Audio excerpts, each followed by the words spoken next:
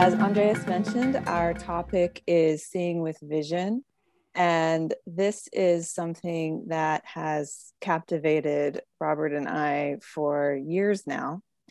Vision is a perfect topic for this conference because it's the course's version of love at first sight.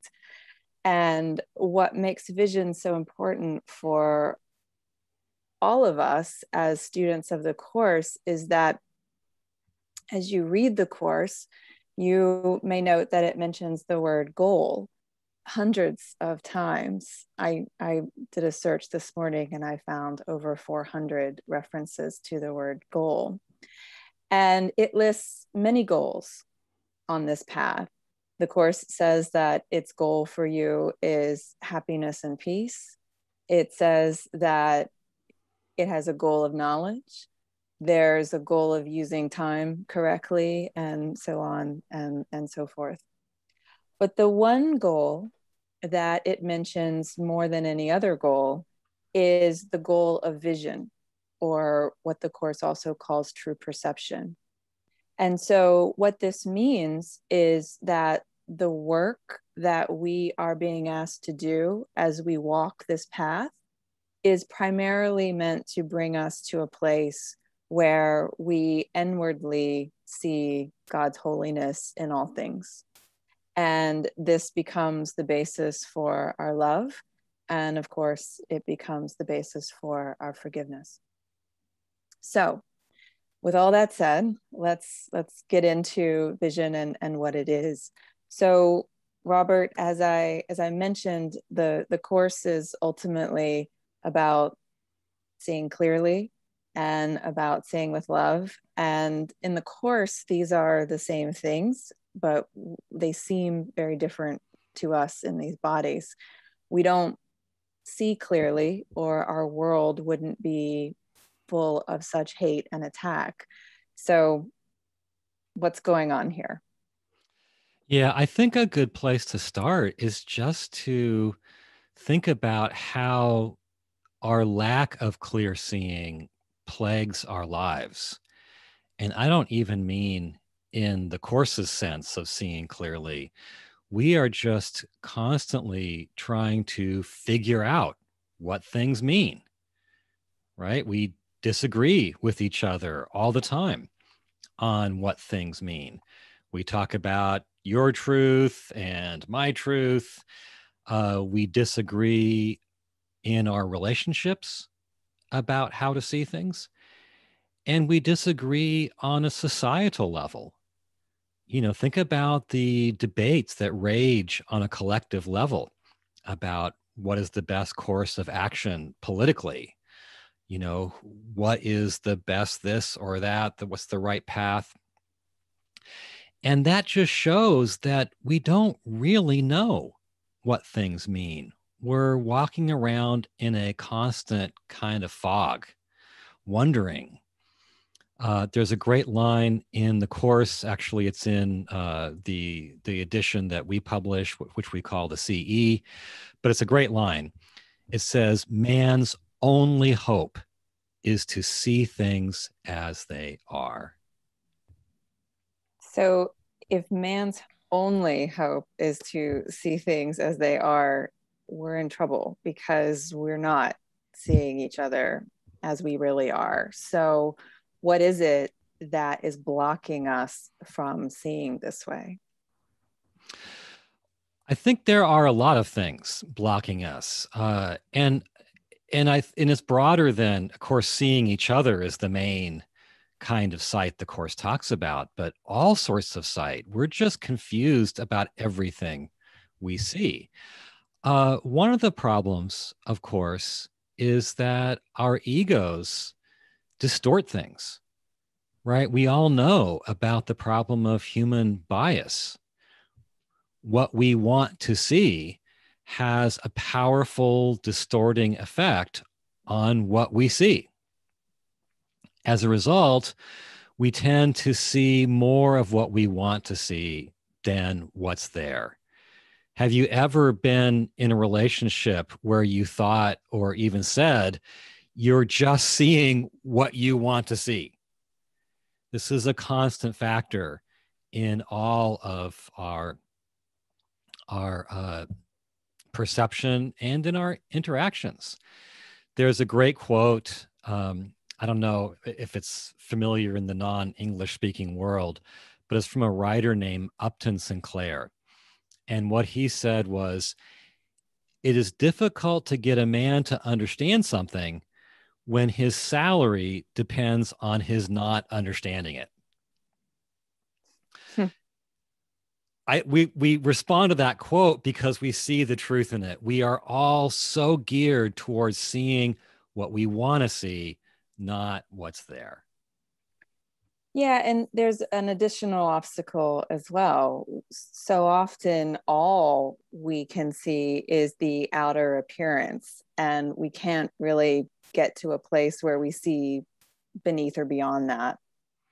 Right. Like, even if we had no bias, when we look out at the world with our eyes, we just see forms, right? We see shapes, we see color, we see motion. What we don't see is meaning. We don't see what things mean. And obviously, we know that you can ascribe different meanings to the same form, and people do, right? So the fact that we don't see meaning means we're always wondering what something means, what a person means, what a situation means, what a certain event means, what a certain form means. We're always guessing. And the guessing obviously implies uncertainty, and that uncertainty ultimately is crippling. Not having a firm confidence in what things mean is constantly undermining us in terms of our mood. Yeah, you're right. We are constantly guessing about what things mean just based on what our eyes are showing us on that level of form. And so that is not only confusing, but it's deceptive, right? Yeah, Because the forms are always fooling us. They're always fooling us. And this is something you learn more and more just as you grow up. Appearances are very often meant to deceive. You know when you see advertising, right? That it's not there to report the truth to you. It's there to sell you something. And everything is advertising all the time. You know, things in nature. Even these forms. I mean, we all put on a certain physical appearance. We put on a certain appearance as people in terms of our personality and how we portray ourselves. We all put a lot of effort into that because we're advertising. We're trying to sell something. We're trying to sell ourselves. And think about nature. Nature is full of false advertising. You know, different animals have certain deceptive appearances. Different plants do. One of my favorite examples of this, which you probably know about, is the anglerfish. And it's this fish that sits at the bottom of the sea, and it has this little appendage attached to its forehead that's worm-like, and it just wiggles and it looks like a worm. It's not a worm. And other fish are attracted to it to eat the worm. And when they get close enough, the anglerfish swallows them. Okay. We've probably all known some anglerfish, right? And this leads to the fact that you can know someone sometimes for decades. And at the end of that time, think, oh my God, I never really knew them. I was taken in by the advertising, right?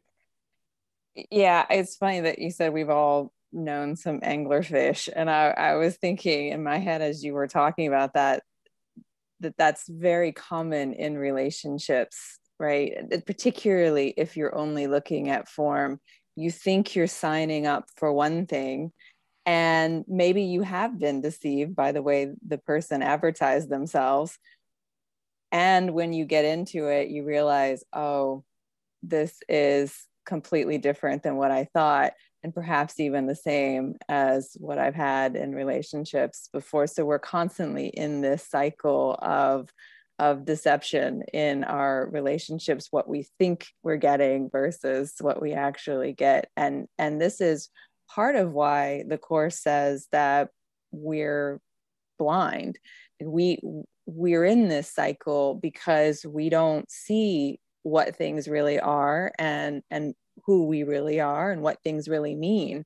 And so the Course says that we're blind. An interesting claim, but if you think about it, what's worth seeing is what things really are and what they mean. And we don't see that. We're always guessing at that. And so the Course openly says we're blind. There's a great image in the section called The Forgotten Song, a beloved section among Course students, where it talks about the blind. And it says, this is a quote, it says, they stumble and fall because of what they did not recognize, or walk unharmed through open doors that they thought were closed.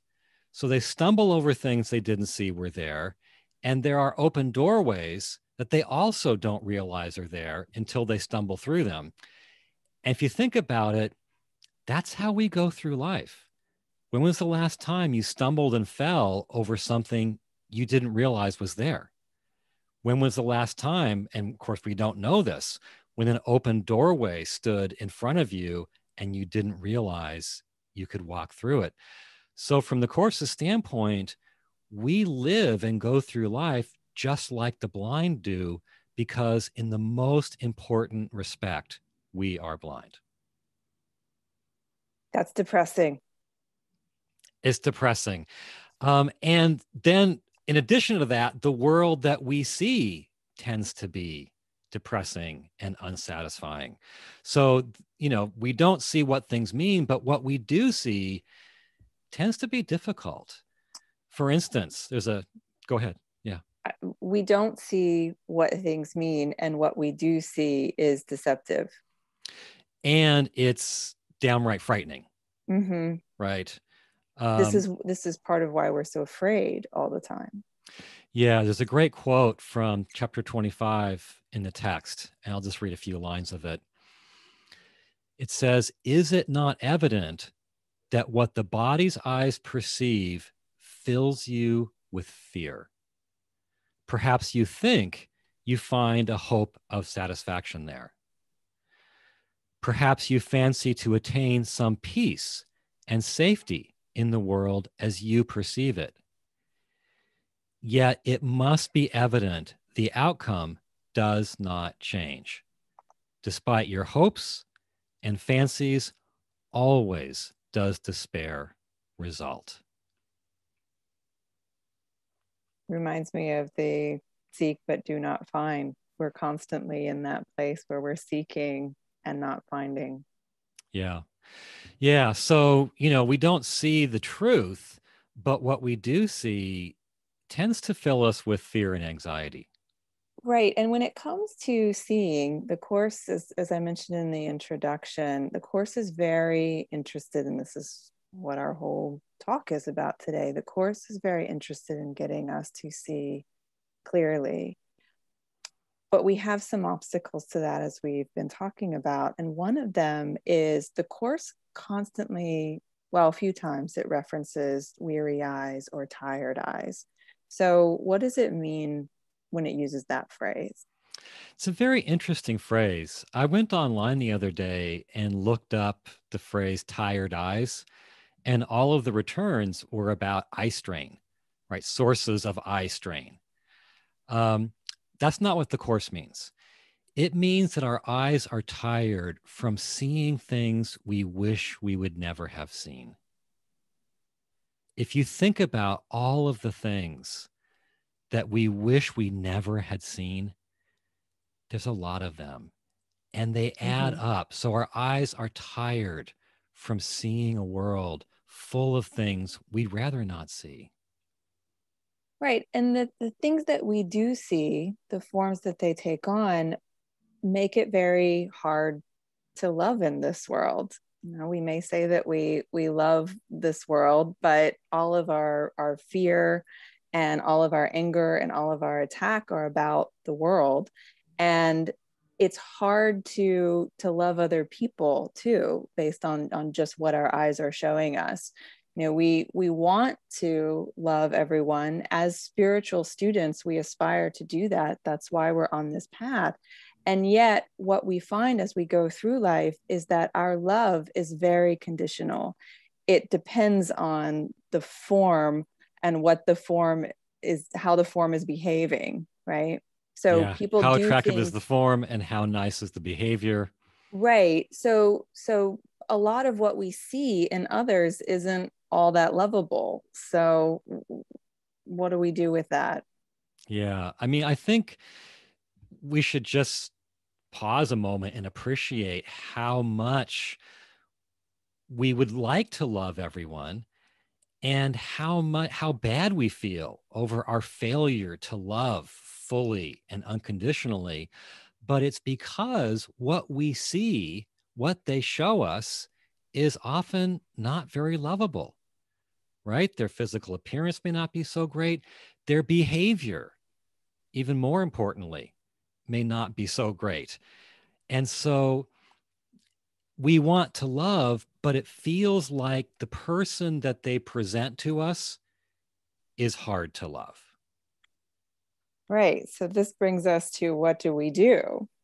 What do we do as course students when we want to be loving in the world, and yet we are feeling that internal resistance? Right. Well, the solution to all of this, unsurprisingly, is vision.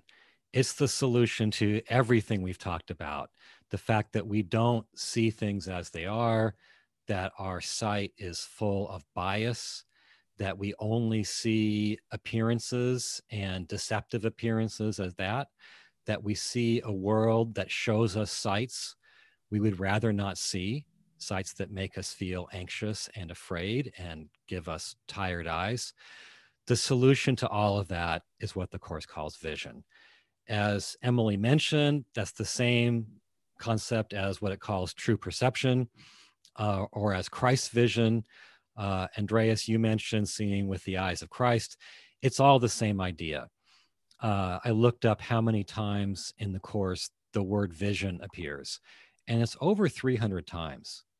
And as Emily said, the way the Course presents itself, its whole goal is to get us from false perception, where we typically live now, to true perception or vision. And when we fully reach true perception, our whole journey of learning is done, and God lifts us into the state of heaven, and we're there forever. We don't come back to this world. And the vision is an inward seeing, right? Because our physical, it's not something that we see with our physical eyes, because the Course says that our physical eyes were not made to see. I love the phrase in the Course where it says something like, your senses have no sense. Yeah. So this is not so much what we see with our physical eyes, but what we know inwardly. Yeah, I mean, the Course wouldn't really use the word knowing because that has a technical meaning in the Course, but that's how we would think of it. So let's talk about this. As Emily just said, the Course says these eyes made not to see will never see. Our physical eyes don't engage, or they don't deliver actual seeing. But the Course says we do have eyes to see. And there are two significant terms in this respect. One is the eyes of Christ, which Andreas mentioned. That's the eyes of Christ is a term mentioned 20 times in the Course.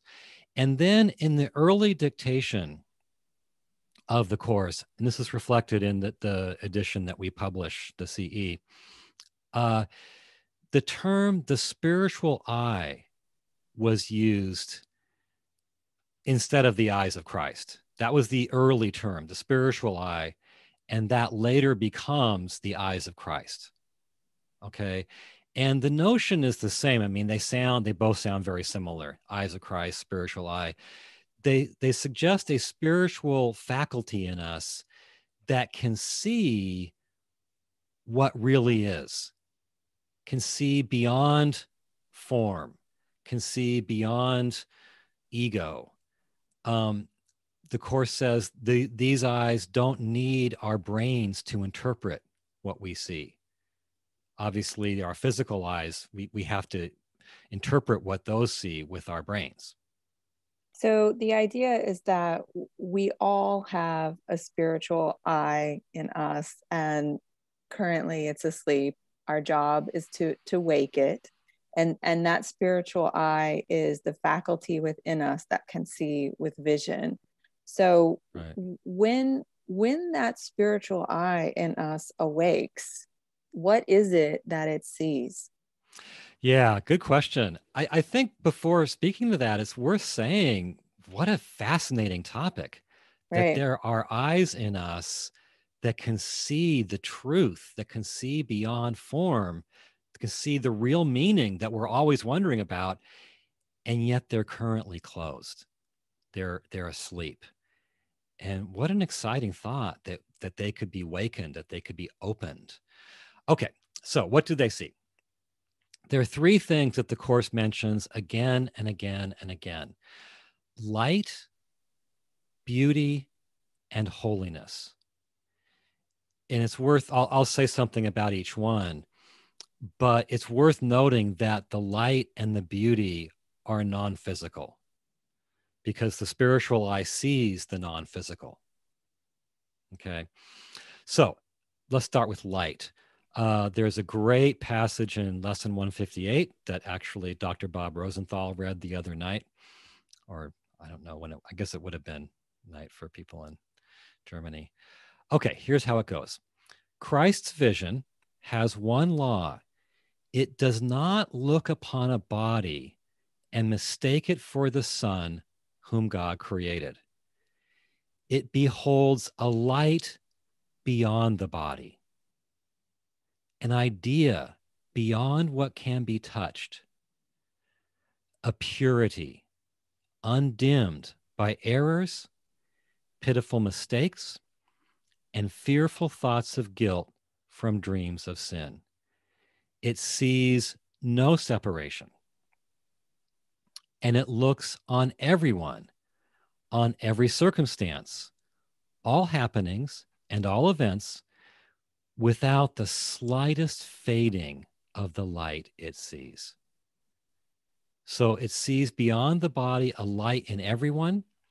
It sees the same light, and those lights are joined, not separate. And it looks on everything without the slightest fading of that light. It's a remarkable idea. It is, and it's very similar to the image at the end of the Forgotten Song, where you see an arc of light that turns into a circle fills with light, and then the whole thing expands. And then at the end of that, he says, "This is the vision of the Son of God." Mm-hmm. So when we see with Christ's vision, when we see the Son of God and others, we just see endless light.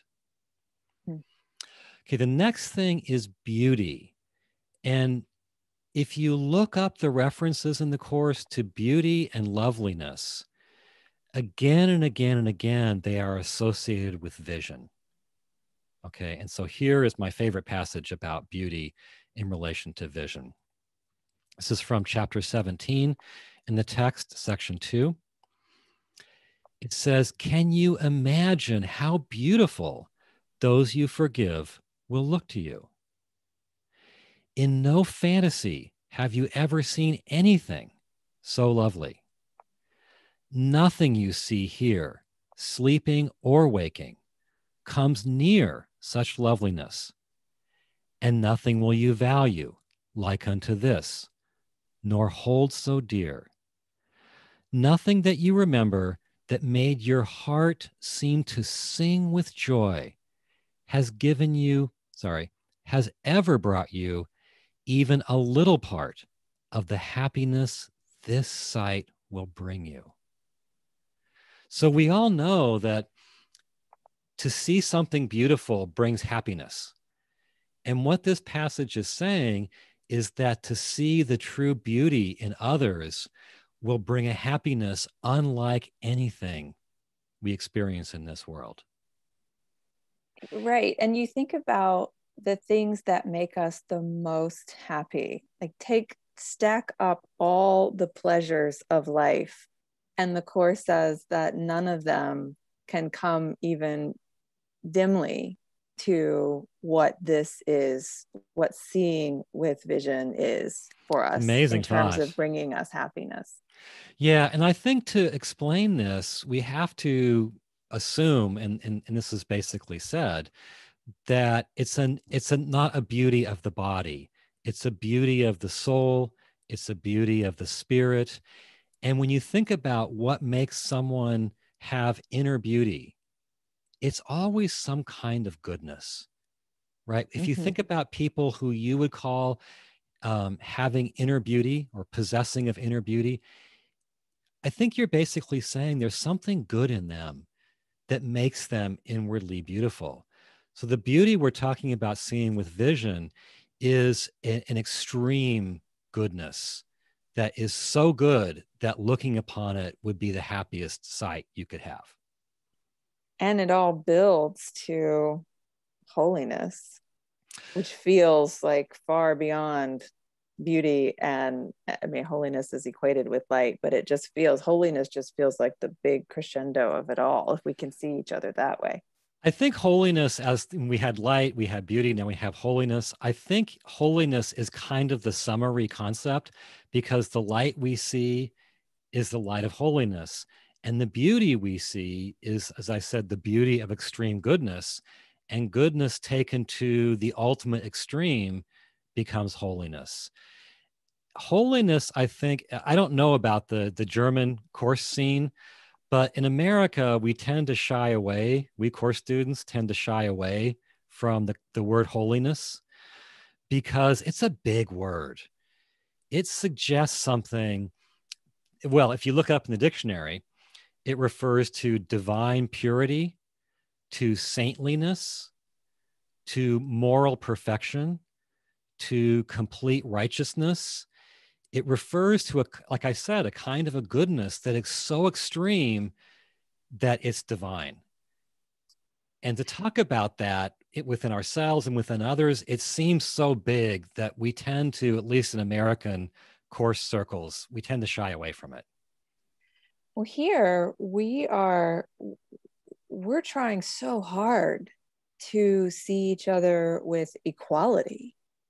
And equality feels like such a stretch for so many.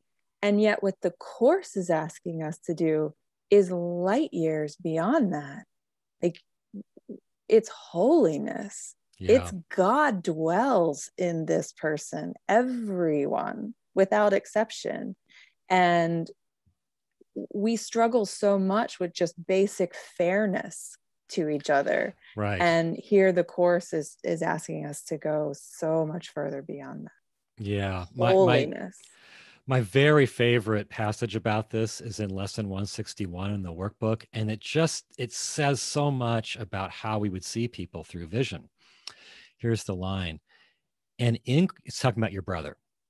And in Christ's vision is his loveliness, there's beauty again, is his loveliness reflected in a form so holy and so beautiful that you could scarce refrain from kneeling at his feet.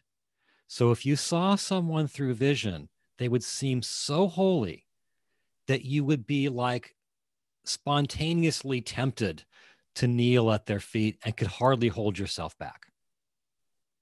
It's an amazing idea It really that is. something truly holy and divine lives in each of us. And if we see each other with vision, that is what we're seeing beyond the form or the behavior or the personalities that we all have. It's beautiful. Yeah. So how does this concept connect to what the Course calls the real world? Yeah, the real world in the Course, another topic that I wish we talked about more, is really the world that you see through vision. And there's a couple of things that strike me about how that world is described in the Course. One is that we see only the loving thoughts. So whereas now we tend to look for all the corruption in the world, all of the attacking behavior, through vision, we only see a world composed of all the loving thoughts. And that would be amazing just by itself.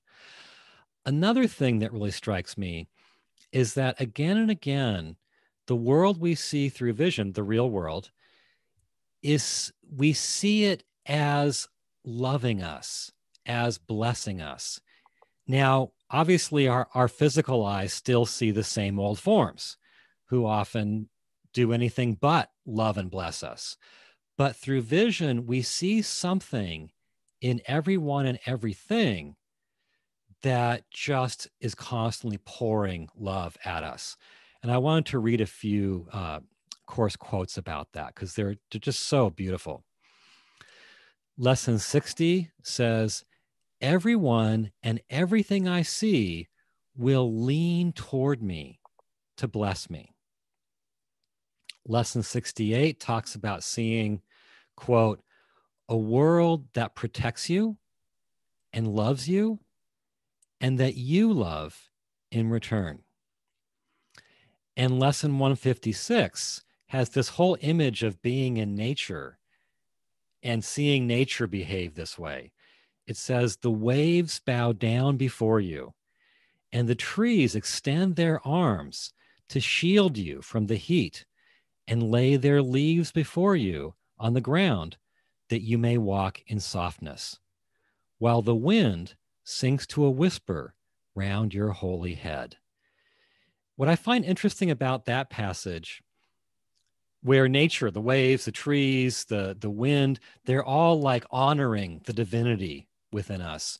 There are stories about holy people who walk out in nature and experience things just like that.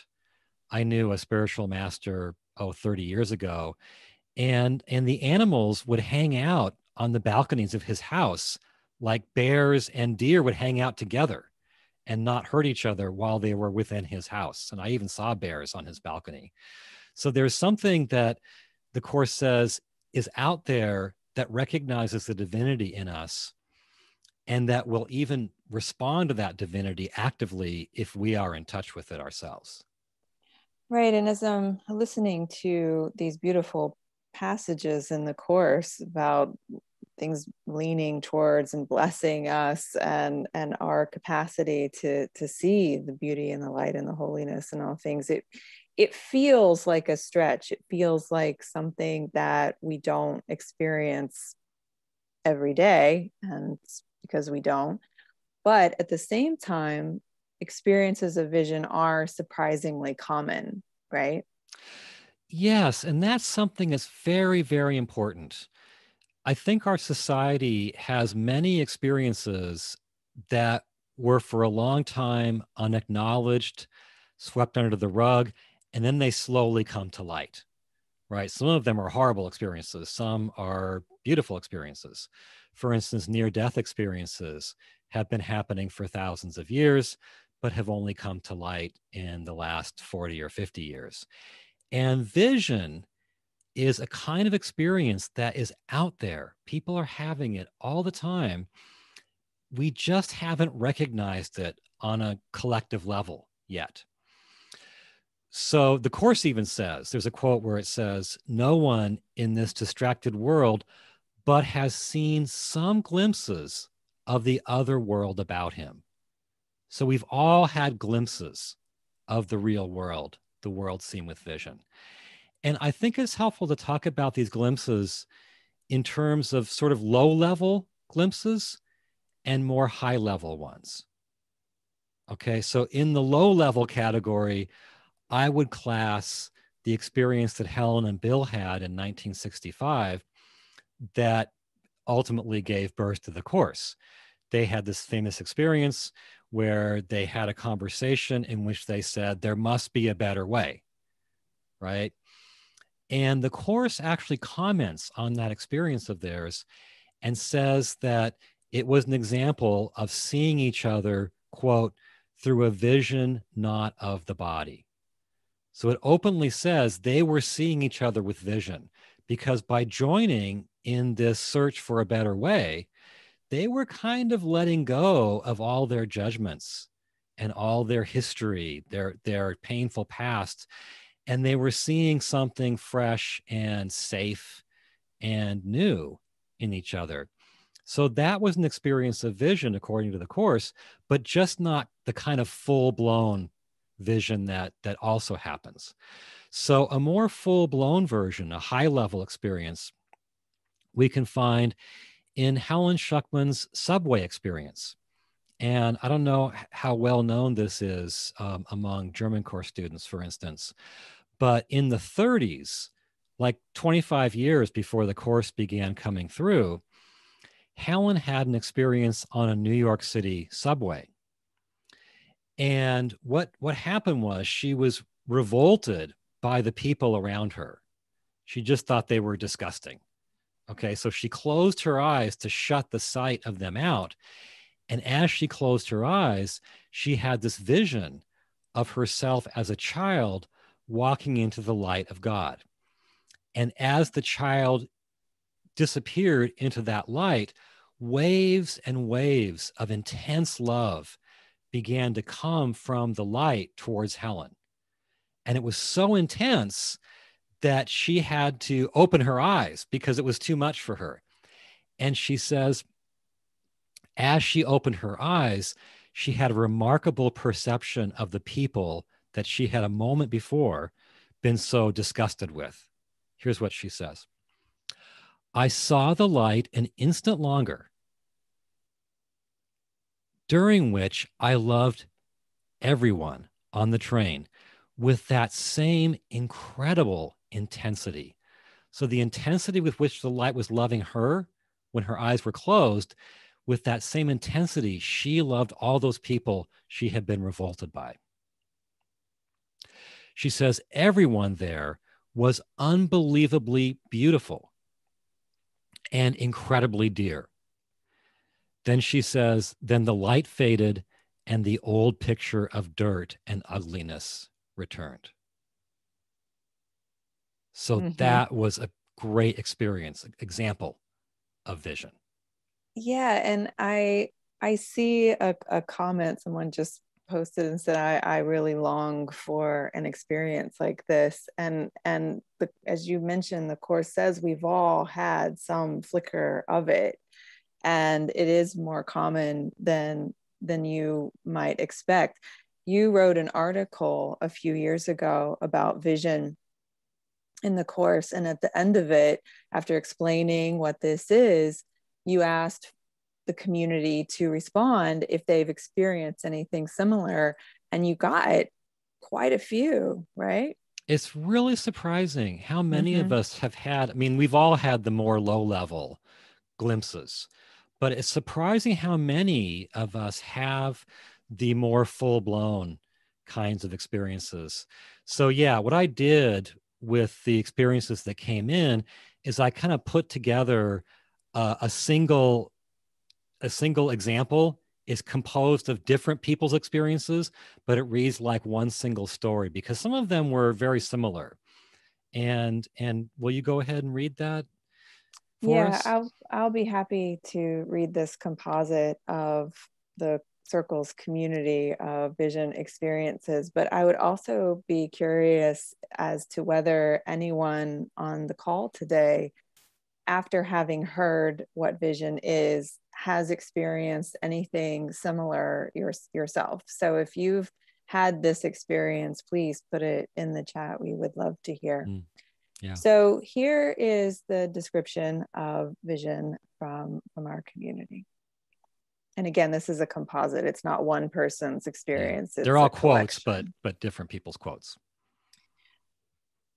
I was in a decrepit and ugly area, the ground covered with boards, rags, and debris. The people looked dirty and shabby. I passed a disheveled, dirty street person who looked very drunk. I found myself judging him. I wanted to see him differently, and so quite mechanically, because I didn't think it would happen, I thought, "Give me your blessing, Holy Son of God." All of a sudden, what I saw changed.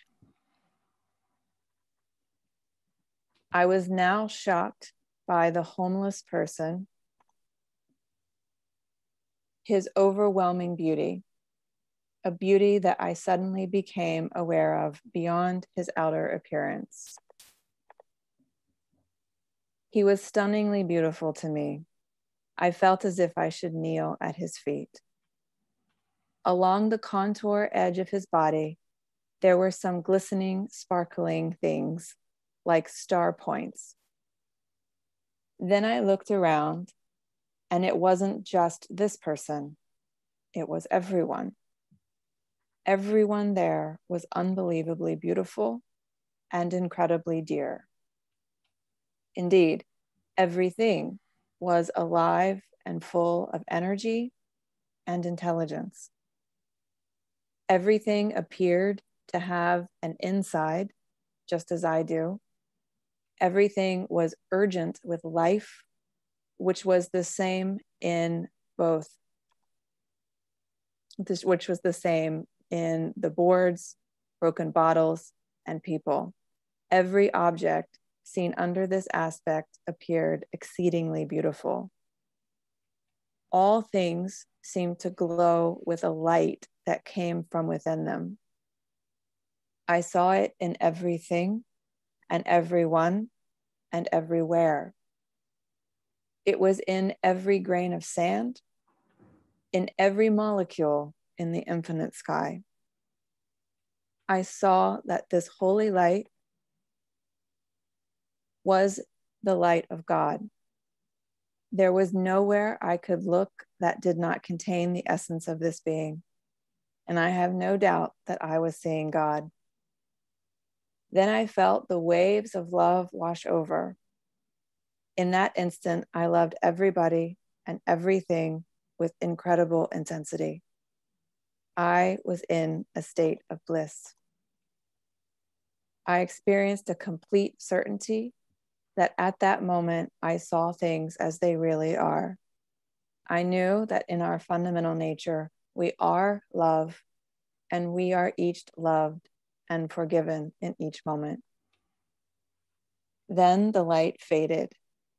I began to be aware of time again, and the impression of entering into time was as marked as though I had stepped from air into water, from a rarer into a thicker element. Pretty incredible, huh? That's truly amazing. Yeah. Yeah. And I see that there are things coming in the chat, but I can't translate them. So Andreas, I'm hoping that you can help here at the end.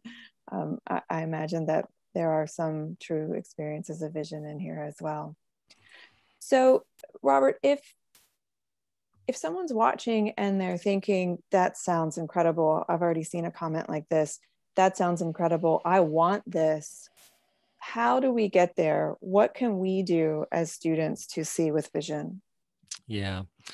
Well, I have 3 points about this, and I'll go through them briefly because I know we're coming up on the end of our time. But the 3 things are: first, desire it; second, forgive; and third, do the course. So I'll expand a bit on each of those. First of all, when the text talks about vision, and it's a big topic in chapters 20, 21, and 22, the main thing it says is you have it by really wanting it. And it even says, don't worry about how it will be given you. That's not your concern. Your concern is just to choose it, which means to want it.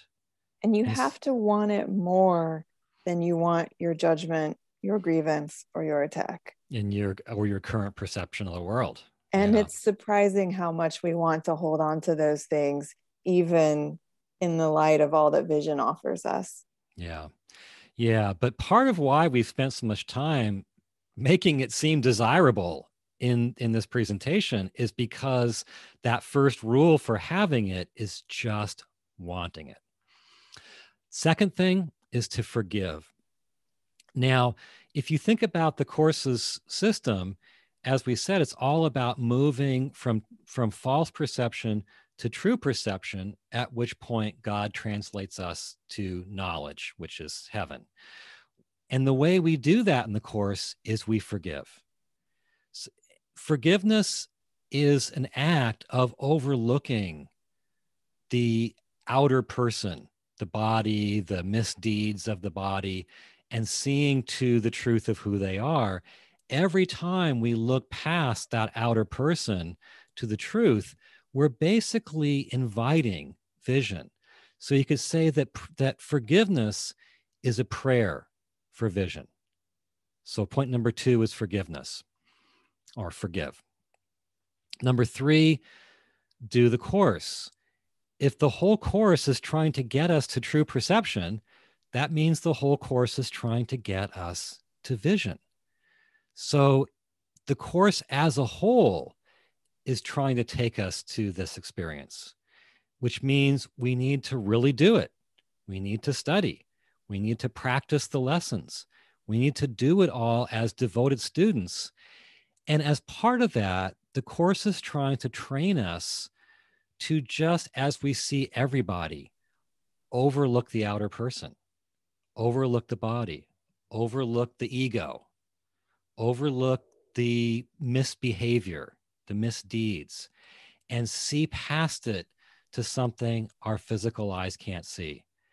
So as we're really trying to do the Course, to take the Course, we need to realize that a central part of that is training our minds to constantly overlook what our eyes see in the person. Look past it to something that is light, that is beauty, that is holiness. And that, again, all of that is an invitation to vision. So want it, forgive, and do the Course. I love what you just said about forgiveness being a prayer for vision. And to me, it feels like everything is kind of summed up in that, where if you want to have this experience, then continually work on that forgiveness practice through the Course, and it may open up for you. Yeah. Yeah. I mean, the more we choose to not hold on to the judgments, like you were saying, the more we're constantly putting forth a prayer for vision. So you have an exercise, and then I would like to take some questions as we're running out of time here. But how lengthy is your exercise, Robert? I can make it a shorter one. Okay. I know that. I mean, we have a presentation that should have been like the basis for a 3-hour event or on our part. Yeah. So we've kind of filled it. Okay.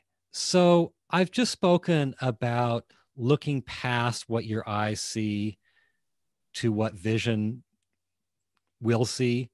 Let's just do a quick exercise in doing that with one person. I was going to have us do it with many people, but just for time's sake. So go ahead, please, and close your eyes.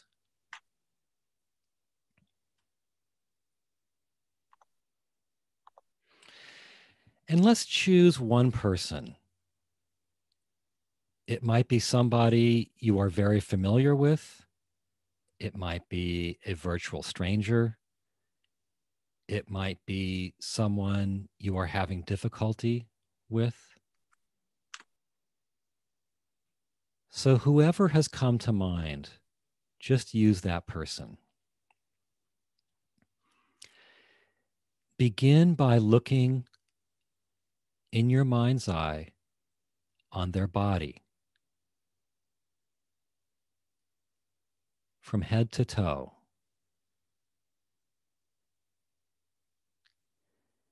And as you do, see their body as just a shadow, not real and solid at all. and look past it. And now see their ego, the thing in them you react to, and all its mistakes. See all of it as just fog, just mist, not solid, not substantial.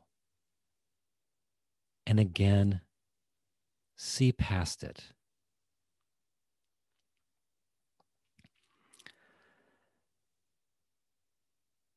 In your mind, say to them, I see the little spark in you.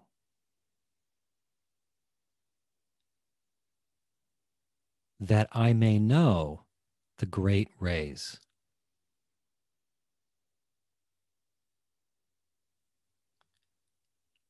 I see the little spark in you that I may know the great rays.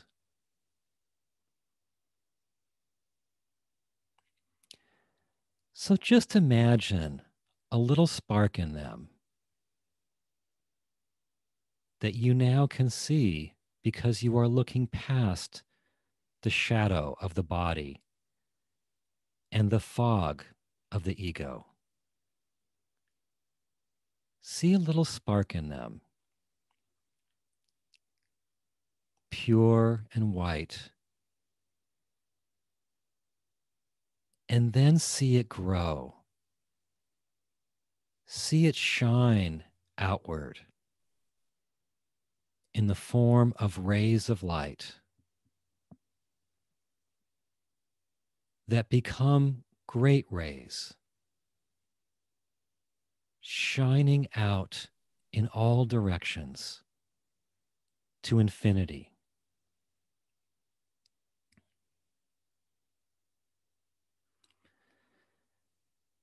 This light is so bright that you no longer see the shadow of the body or the fog of the ego.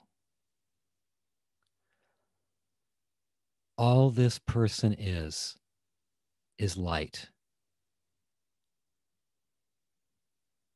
The light of holiness.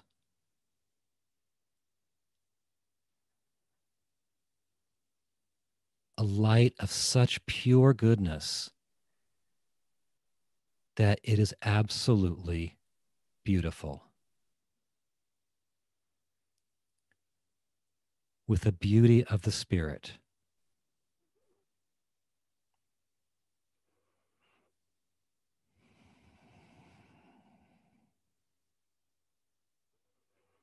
Feel a happiness at seeing this beautiful light.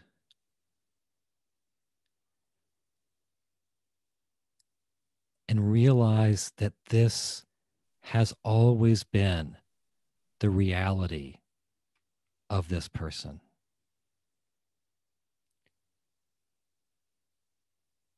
You have just been blind to it.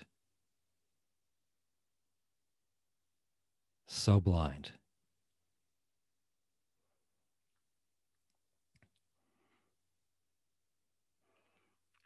And finally, feel within yourself a commitment to learning to see this light.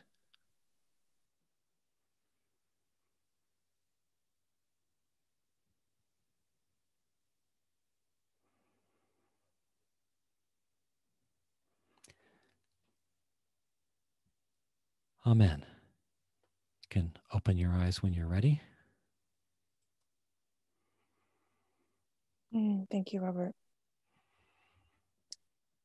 At the end there, when you said a commitment, I really felt something in me respond to that, because it is a commitment.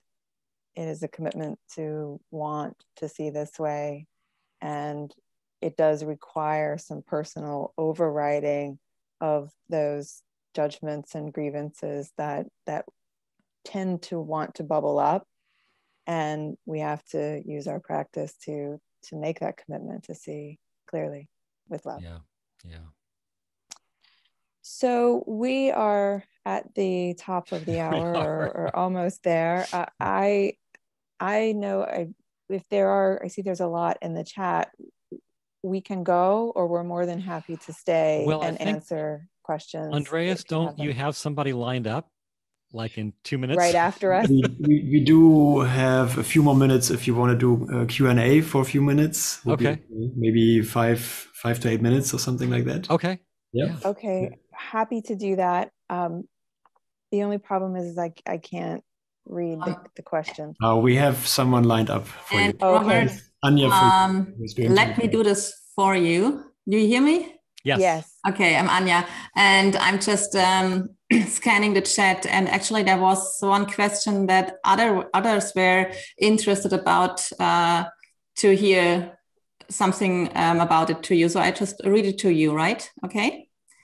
It's question to you both. Often, when I deeply connect to him with physical eyes closed, I am tearing up.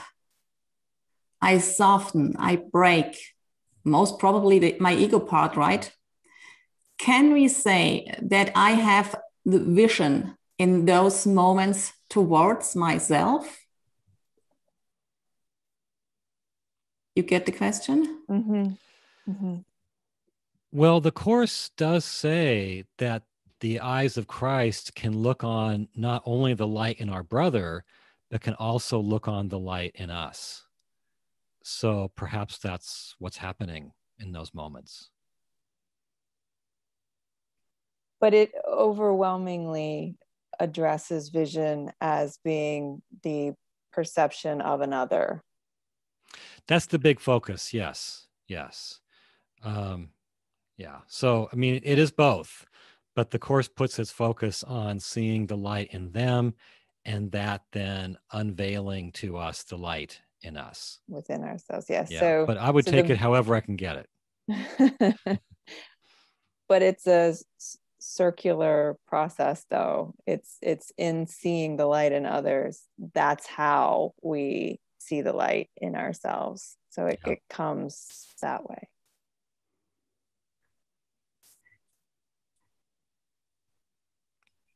Yeah, thank you. And I think that's it, actually. I think there are not really questions anymore. It's more like, sharing experiences here. Do any experiences stand out that you want to read to the rest of us that sound kind of like the examples that we gave? Let's see.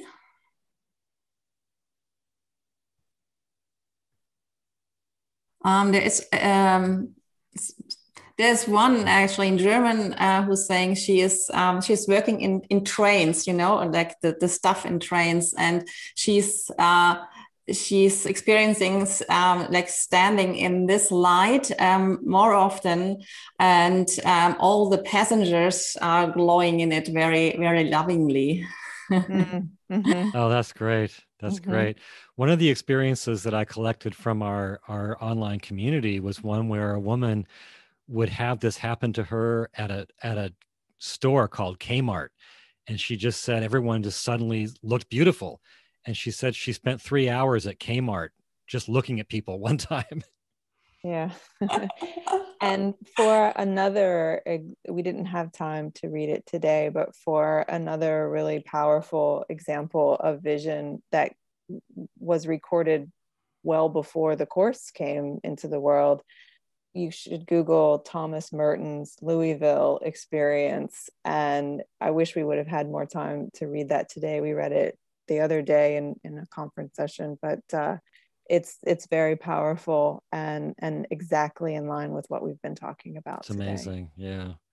Yeah. We have plans for like a much longer time slot, I think. Well, if that's it, we're happy to leave it there for the next speaker. But once again, thank you, Andreas. Thank you to the translators. Thank you, everyone, for joining us today. It's an honor to be here. It's been a real honor to be invited and to be here, and it's been a great pleasure. I think all of us absolutely enjoyed hearing your elaboration about what's being offered as far as we can put it in words.